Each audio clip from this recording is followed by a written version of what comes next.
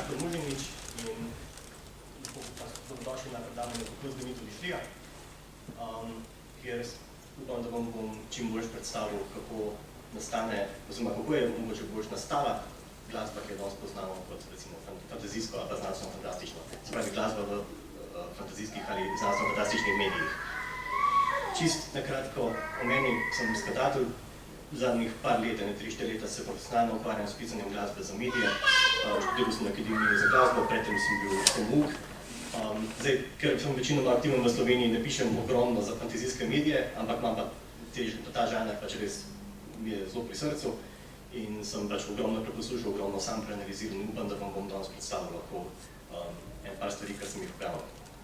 In najprej za začetek bi vas rad prosil, da si mogoče v glavi odgovorite na vprašanje, kakšna glasba vam zveni fantazijsko? Kaj so mogoče ene posebnosti? Pa če rečem frazo fantazijska glasba, fantastična glasba, kaj je nekaj, kar si mogoče predstavljate? So kakšni pojmi, kakšne besede? Epic, recimo. Imate še kakšen odgovor mogoče?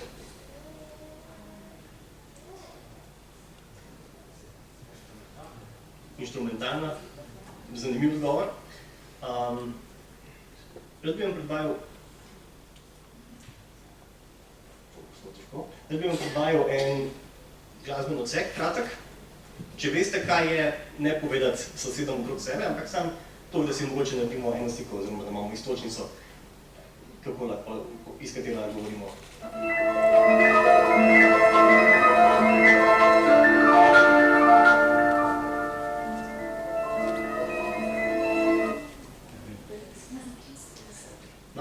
Slišali smo en odsek, ponesli sem ga prekinil, imam tehnične težave tukaj.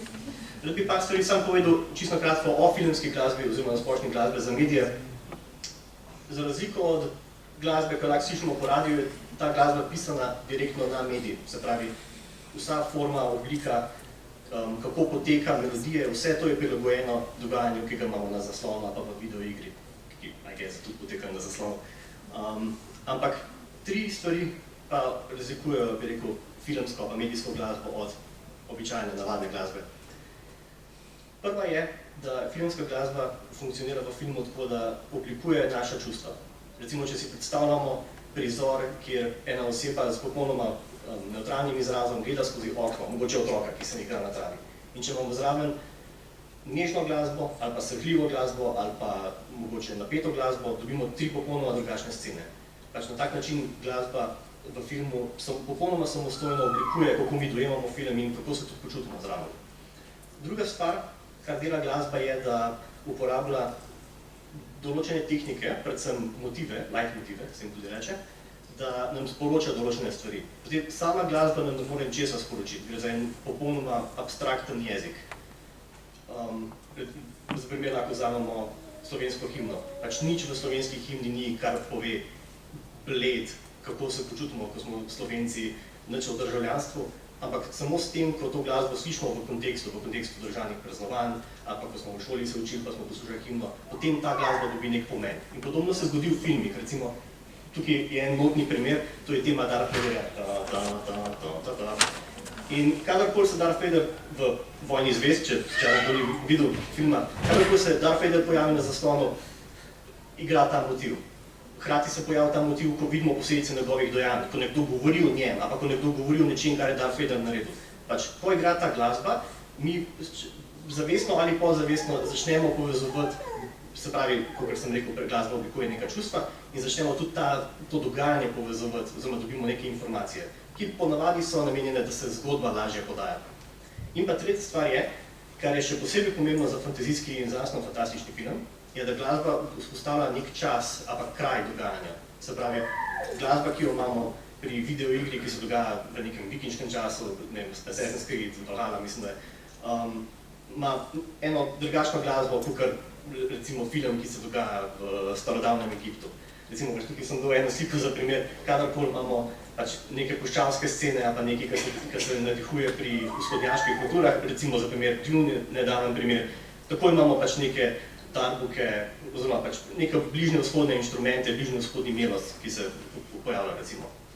Pa še ena stvar, ki ne bi nujno rekel, da je samostojen element fantazijske glasbe, oziroma prav filmske glasbe, ampak je ena stvar, ki se v fantazijski glasbi zelo pridno uporablja. In tukaj imam 3 primere, ki bi jih rad predstavil iz Gospodarja prstanov. Upam, da ste vsi gledali ta film, ker če ga niste, se boste veliko več naučili, ker ste zdaj domov pa sam pogledati vse 3 filme. Ampak nasplošno fantazija temelji na tem, da nam predstavi nekaj fantastičnega, nekaj, ki je direktno iz naše duše, nekaj, ki ni možno, da bi doživel v tem svetu. In da ta učinek izpade še bolj močen, je najbolj, da se naredi najprej eno normalno stanje in potem se odmaknemo od tega. Kakor v Harry Potterju vidimo malega Harryja, tam je trpinčen doma in potem se mu dogodijo razne stvari, ki popolnoma spremenijo njegovo življenje. In podobno naredi skladatelj Howard Shore v Gospodarju prstanov. Na začetku vidimo hobitov in življenje hobitov. Popolnoma preprosto kmečko življenje, nič kaj drugačno od tega, kar bi lahko pač mi doživeli, če bi šli recimo na Novo Zelandijo. In to se pokaže tudi v glasbi, ki jo skladatelj izbere v tem kraju, ko se film dogaja tukaj.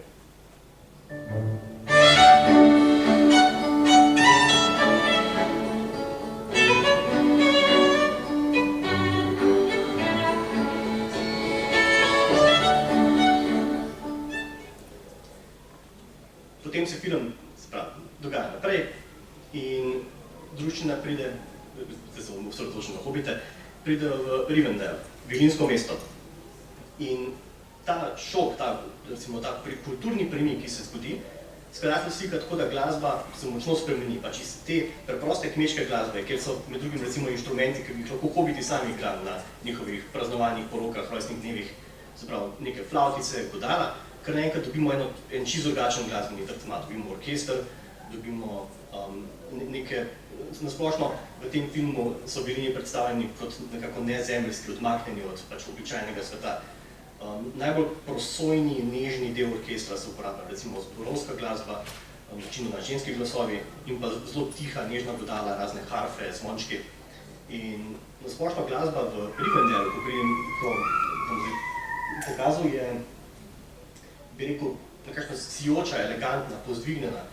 Veliki melodični roki se v valovih premikajo, pa tudi čisto glasbeno-teoretsko je zanimivo, ker se cela glasba premika med 2 akordoma, kar ni toliko posebno samo po sebi, ampak ta 2 akorda sta v 2 različnih tonalitetah, kar spet nekako predstavi 2 različna svetova, med katerima se pač nahajamo v zgodbi na tej točki v filmu.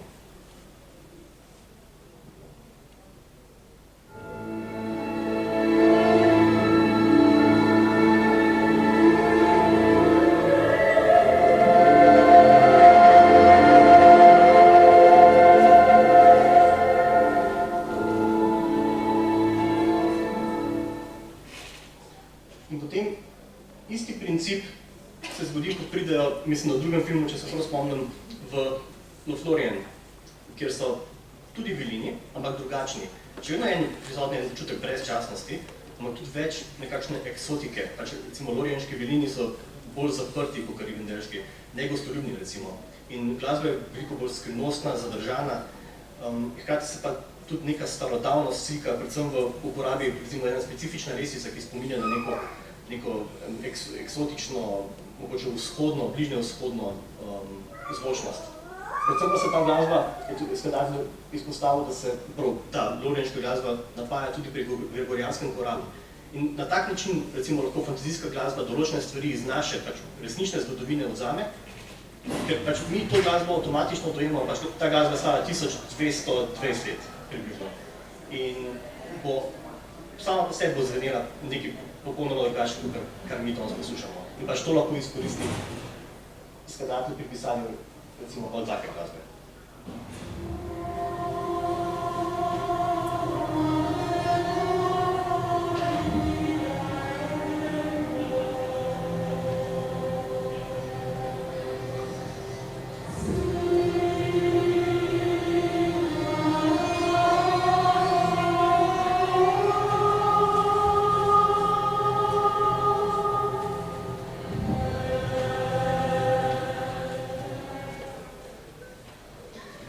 Zdaj bi se pa vrnil na tisti primer, ki smo ga imeli prej,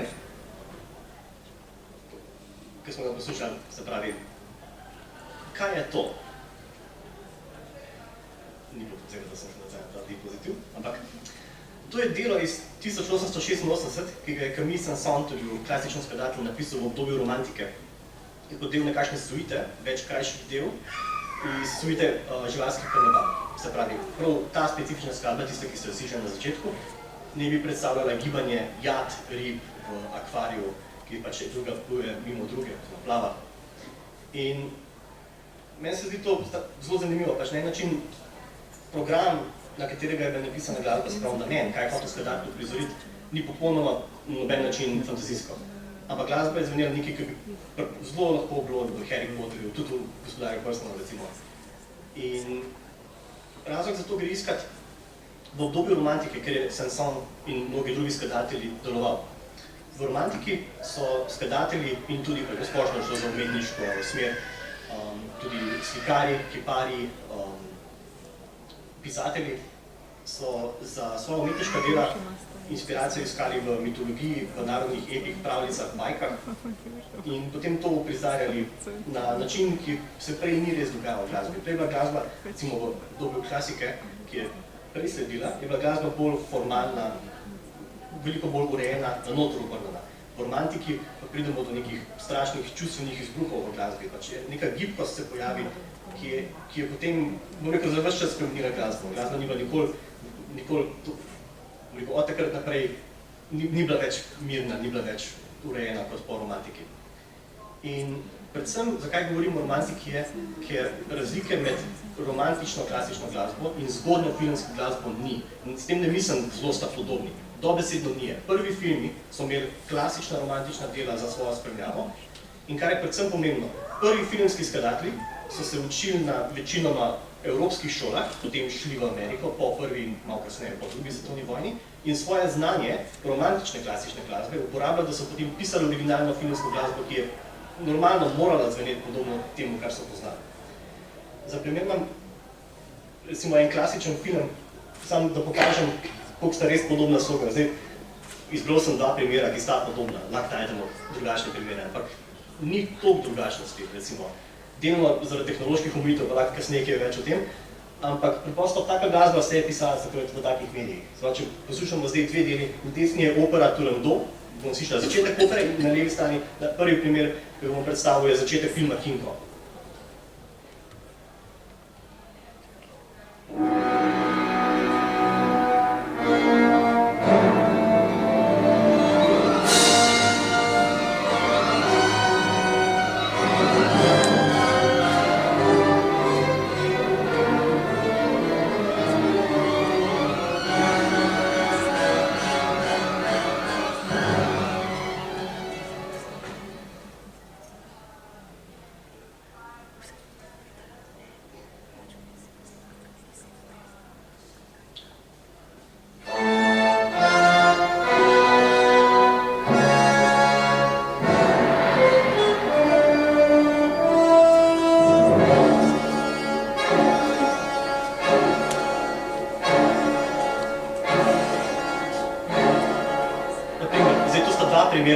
In pa obljubam, da nisem če eni pika od dve, ker sta res specifično podobna. Skoraj kjerkoli film vzamete, se je začel na en tak način. Eni so bili bolj romantični, pa spevni, ampak več ali manj je šlo za neko glasno pompoznost v glasbi. In podobno se začne, zdaj bi vas rad popeljal na hiter najprej čez zgodovino fantazijskega filma in glasbe in potem še skozi znanstveno fantastiko in vidimo nekako, ko smo prišli do tega, kar imamo danes v glavi. To je drugi del predavanja. Se pravi, na začetku, podobno kot v romantiki, nekako ta duh časa se je še ohranil. Večinoma filmi prikazujejo različne pravljice, bajke. Je pa tudi še ena stvar, ki smo prej pozabili omeniti pri romantiki. V času romantike počasi se je začelo odkrivati svet, različne kulture so se povezovale in en velik vir eksotike je bilo že sam, če si uporabil določene glasbene elemente iz recimo kitajske kulture ali pa srednjeameriške kulture. In tukaj je bil pač neki glasbeni eksoticizem, orientalizem, če hočete. Zdaj, marsikaj se da v današnjih dneh razpadati, da je to bilo pravilno delati, ampak naredil se je in ima pač vpliv. Mislim, predvsem v fantazijski glasbi dostikrat se uporabijo različni tuji inštrumenti, da se predstavi neka eksotika. Po tem obdobju so postali zelo popularni različni zgodovinski epi, v smislu Ben Hur, El Cid, 10 zapovedi. Vsi te filmi ki so nekako prikazovali pomembne ljudi in so zveneli in so se hoteli prikazati pomembno. Velike fanfare, glasba je pa še bolj popozna, še bolj pomembna. In tudi fantazijska glasba se je začela nekako usmerjati po teh načelih. Doskrat so pa, ker je bilo nekako over the top, če lahko rečem, pogosto se tudi v tistem času začeli nastajati recimo razne parodije, v smislu Monty Python, se norca delajo iz takega umetniškega sloga.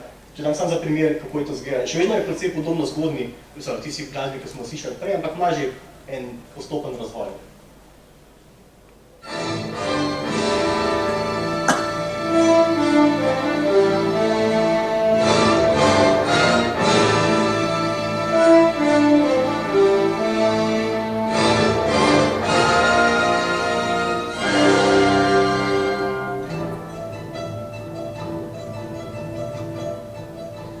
Po 70-ih letih, v prehodu v 80 in potem tudi v 90, večinoma zaradi vzpona znanstvene fantastike, fantazija majčkeno zamre. Imamo seveda pač fenomene, kot so Dungeons and Dragons, pojavijo se v različnih medijih, najprej v literaturi in potem v filmih tudi razni Sword and Sorcery, ki so direktno tudi vplivali potem na, recimo, razvoj Dungeons and Dragonsa, sem omenil sam na ta primer.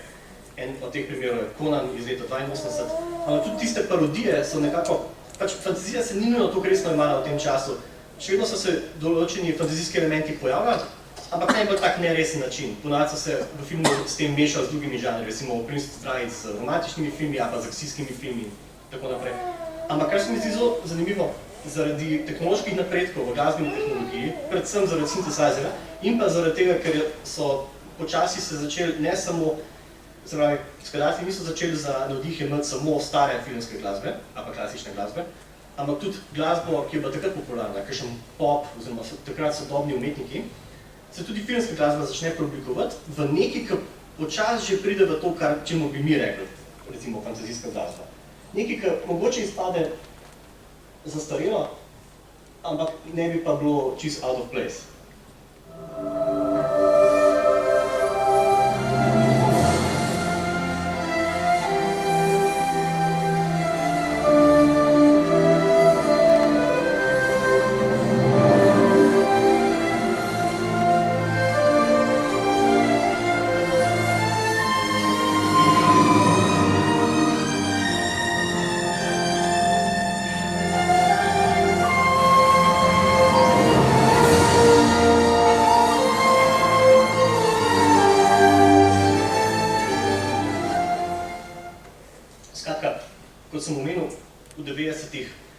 Še vedno fantazijski film ni bil toliko popularen, še največji output je bil strani Disneyja in smo to reči, drugih animiranih filmov, raznih Ghiblijevih niti ni bilo drugega.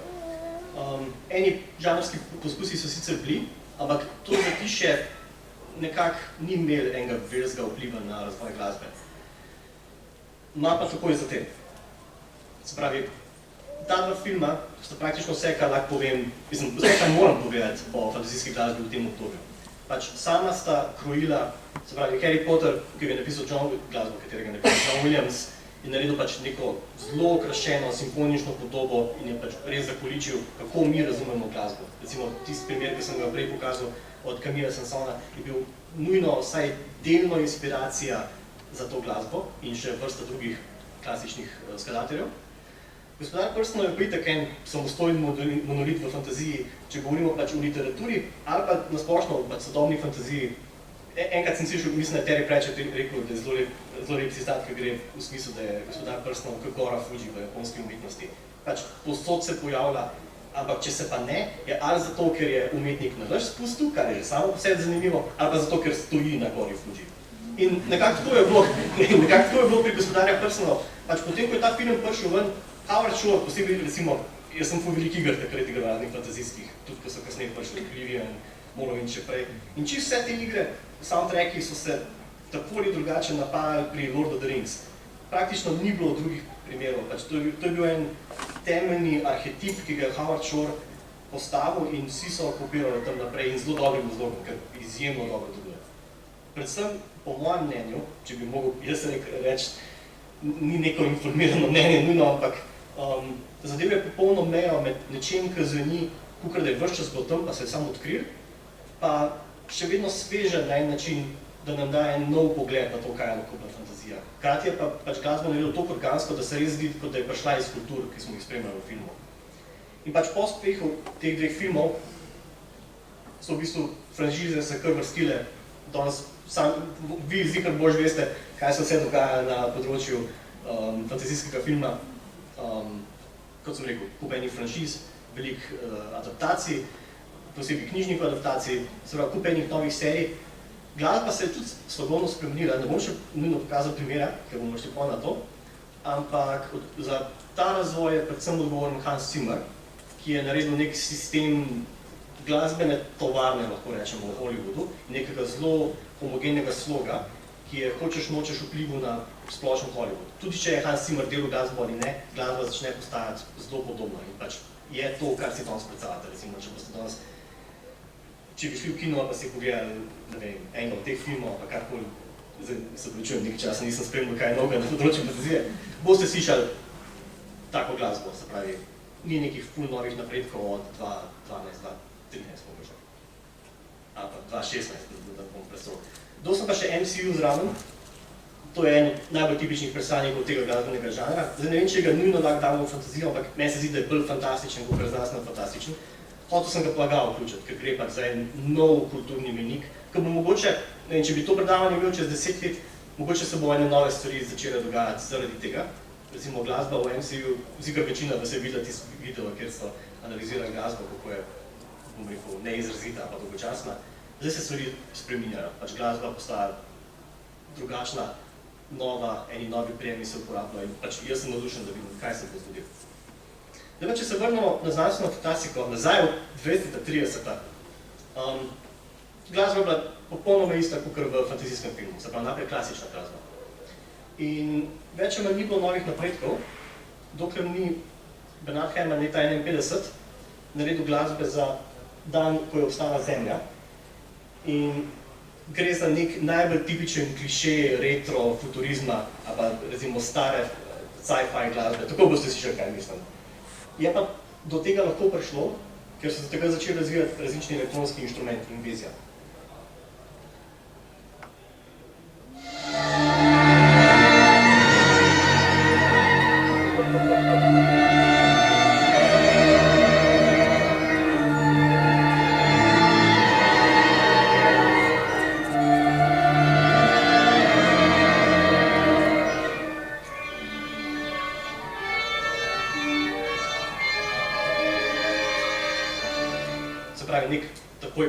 Slog, zelo drastično drugačen od tistega, kar smo slišali pred začetku predavanja. Se pravi, tako je nek nasilen rez z tradicijo, ki se je zgodila, ki je trajal kar nekaj let. Recimo, bi rekel, stalno skozi 50 leta, pa še dobro v del 60-ih, tudi ko je potem znanstvena fantastika večinoma prešla v razne te B-filme, monster movies, It Came from the Outer Space, pa tako. Šlo je bolj za procen neresne filme, ampak glasba je bila inspirirana, oziroma je izhajala direktno od tega. Do 60 let, vidimo ta dva filma. Zdaj, jaz bi veliko raj govoril o Planet Opic, ker se mi zdi glasno bolj zanimiv, glasbeno gledano. Sam da povem zakaj, pač večinoma uporablja glasbeno avantgardo za inspiracijo. Prav klasično glasbo 50-ih, 60-ih let, ki je hrup po domače. Ampak moramo govoriti, kadarkoli govorimo o razvoju znanstvene fantastike, o Odiseji 2001. Zato večinoma iz filmskih razlogov je naredila neke premike, zaradi katerih je lahko žanr napredoval, oziroma ta film je potem deloval kot inspiracija za mnoge kasnejše filme, ki se jih bomo bolj dotaknili, foreshadowing. Glasbeno ga pa res hočem izpostaviti, ker je v svojem razvoju imel napisano celotno glasbo, ampak se je režiser na koncu odločil, ne da bi povedal skladatelju, skladatelj je to izvedel na premieri, da je vsa glasba bila uporabljena, uporabljuje samo glasbo klasičnih skladateljev. Recimo, vsi poznate temo Richarda Straussa iz Tako je govoril Zaratustra, to je tonska pesnitev.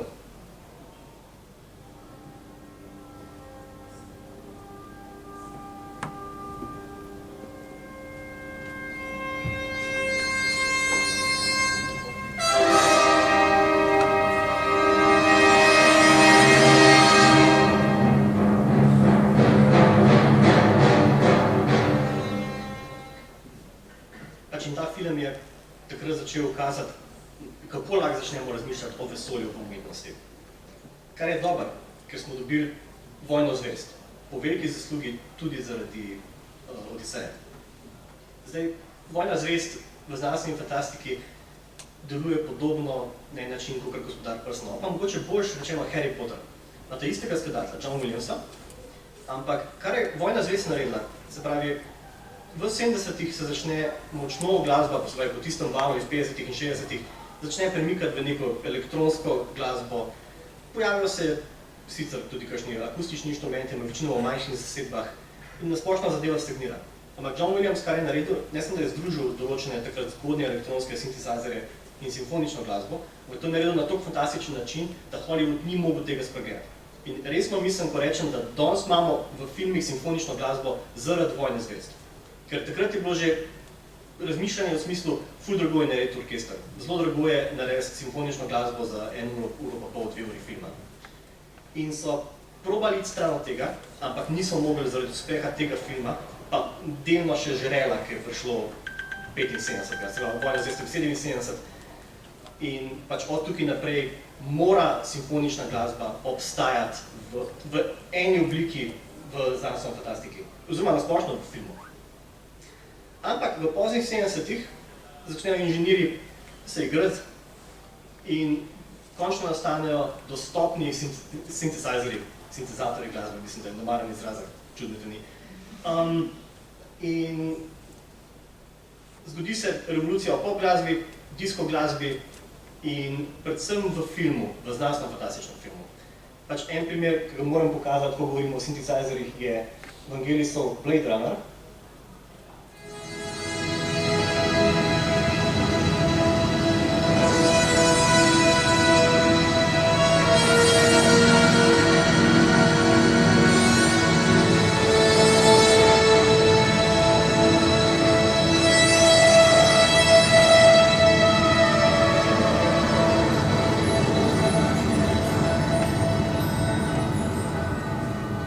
In to je naredil ta soundtrack leta 82, je ful grozen, ker nisi mogel nič božga od tega narediti. Pač to je bilo to je vrh sintesajzerske glasbe za dolg časa. Sicer bili so pa še drugi soundtracki, ki so uporabljali sintesajzerje, ampak pač meni osebno se zdi to pač res totalno umetniško delo. Pejte kdaj poslušati, ampak to je ena od redkih filmskih glas, ki bi rekel, da ne more stati sama, mora biti zraven s filmom, ker je za svoj navdih uporabljal tudi zvoke tistega kraja, mislim, da je Los Angeles 2019, ki je točno tak, kakor je bil, smo bili. Pač res odličen prikaz, kako so si takrat zamislili neko prihodnost in jo pač uglasbili, oziroma jo je uglasbil. In žal na nek način se razvoj več ali manj ustavi. Znanstvena fantastika je bila kot en spekulativen žanr, zelo popularna v 90-ih. Dobimo vrsto odličnih filmov s še boljšimi soundtracki, da novo se pojavijo, novi Star Wars filmi pridejo ven. Ampak večinoma glasbeni razvoj gre v to, da uporabimo novo tehnologijo, večinoma samplerje glasbe. Hans Zimmer je, bom rekel, prvi, ki je začel to uporabljati v Hollywoodu. In ko je naredil 2 leti zatem, so vsi hoteli to imeti. In je prišel v en velik premik v zvoku, ki je na koncu prišel v eno totalno revolucijo 2010, mislim, da je prišel Inception. Zdaj, tu sem razmišljal, da kakšne druge primere, ampak jih res ne morem. 3 od teh filmov, se pravi Inception, Interstellar pa Dune je naredil Hans Zimmer. In moramo njega dati v tako predavanje, ker je lastnoročno stopa naprej z ogromnimi koraki. Ne zdaj, da sem totalno fan glasbe, ampak res je to pomemben.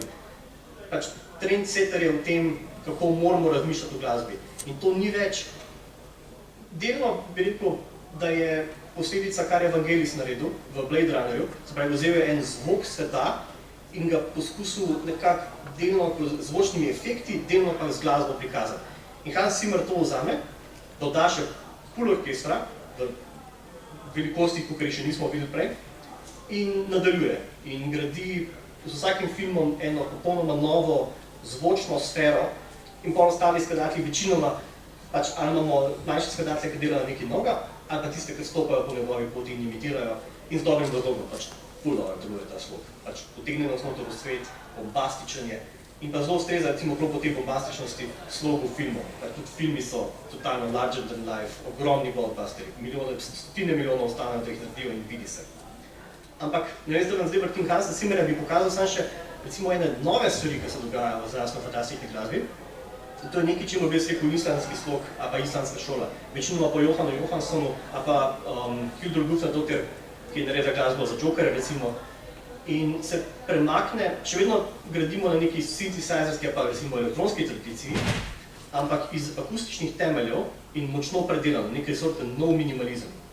In se mi zdi zelo zanimivo, ker vedno več soundtrackov, dostakrat v serijah vidimo to, se premika v ta zvok in bomo videli pač nekako, kako ta različna sloga v znanstveni fantastiki so obstajata in kam bosta šla. Mi sam predstavil iz Arrival, ki se mi zdi absolutno en najbolj inovativni soundtrack, me glava odprl, ko sem prvi slišal to.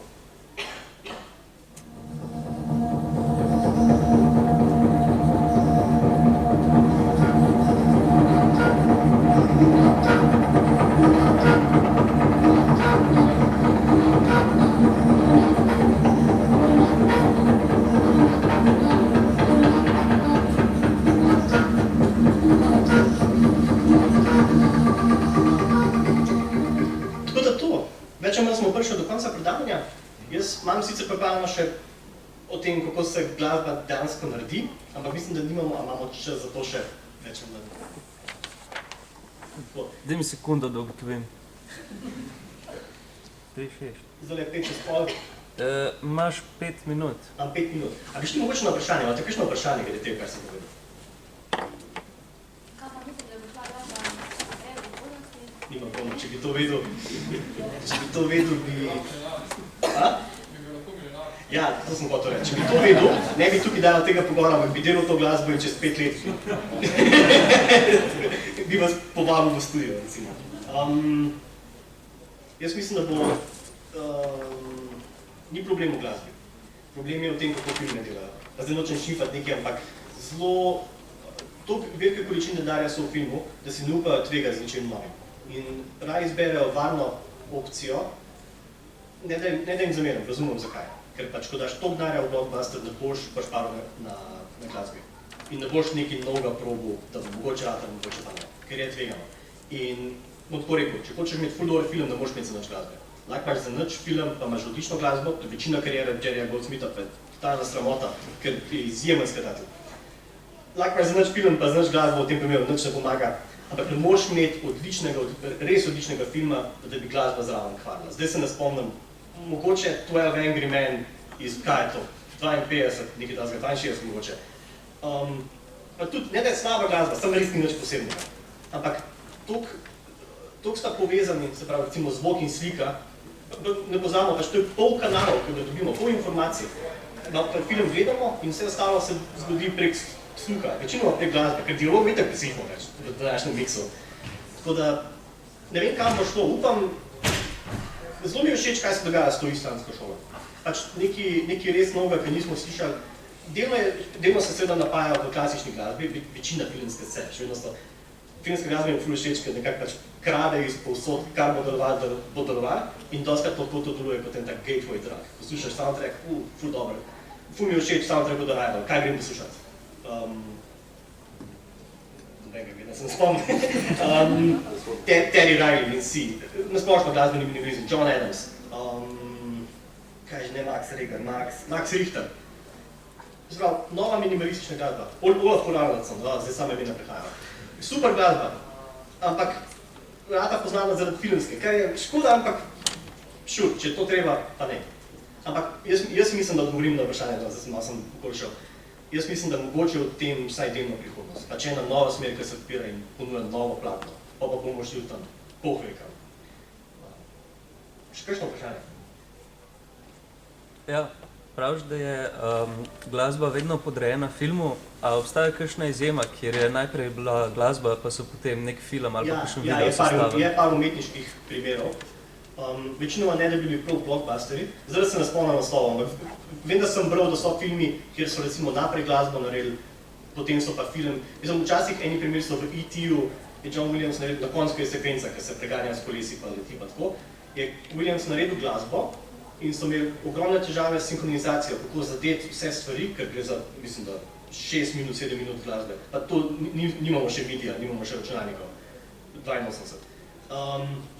In so najprej posneli glasbo in potem so film zrezali na to. In to se je v enih primerih dogajalo.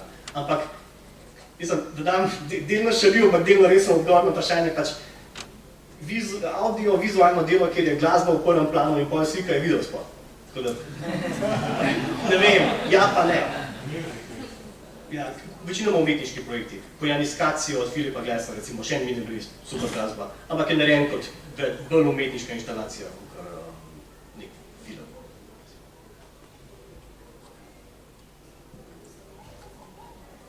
Še kakšno vprašanje? Imamo čas še za enega, recimo. Kam pa vaša glasba pade? Ste rekli, da ustvarjate tudi sami nekaj, Jaz- kam pa vaša pade? To islandsko ali Kar to sem bolj plačal. bombastično? Jaz delam vse. Ne, res, mislim. Zdaj izgleda se ne spomnim žanra, da ne bi delal. Večinoma delam filmsko glasbo, ne čisto slogu Hansa Zimmerja, probam še vedno simfonično tradicijo, ker sem pač en tak tradicionalist, pa to mi je všeč. Všeč mi je metal. Že od srednje šole delam na enem albumu, ko ga bom dokončal še v naslednjih 10 letih, ampak bomo že, večemo kot hobi, seveda. Kaj je še? Drugače pa pač kar pride. Zdaj sem delal kupene pop glasbe različnih žanrov na enem projektu. Prej sem delal na grozljivki, sem delal horror. Ravnokar sem zaključil dokumentarc, kratek dokumentarc študentski, kjer smo imeli posnetek istrske ljudske glasbe. Kar pride mimo, v bistvu.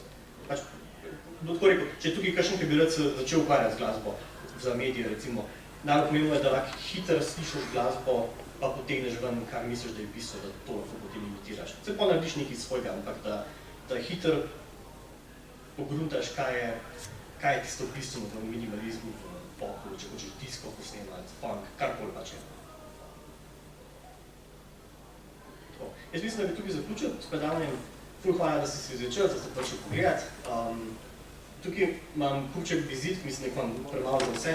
Če bo kogarkoli zanima kakršnokoli vprašanje, če bi se radi začeli ukvarjati s tem, če se ukvarjate s tem, pa bi radi delili kaj svoje glasbe, z največjim veseljem poslušal, prosim, pošljite mi, karkoli boste poslali, bom pogledal, bom odgovoril. Če ste sami kreativci, pa delate na kakšnih projektih, ki bi radi glasbo, prosim, pokličite, bom zelo vesel. Če poznate koga, tudi tako. Zanima me, kakšni so vaši pogledi, kakšno glasbo boste vi radi. Pridite na konec predavanja, dajte me, tukaj bom še pol dneva. Tako, hvala.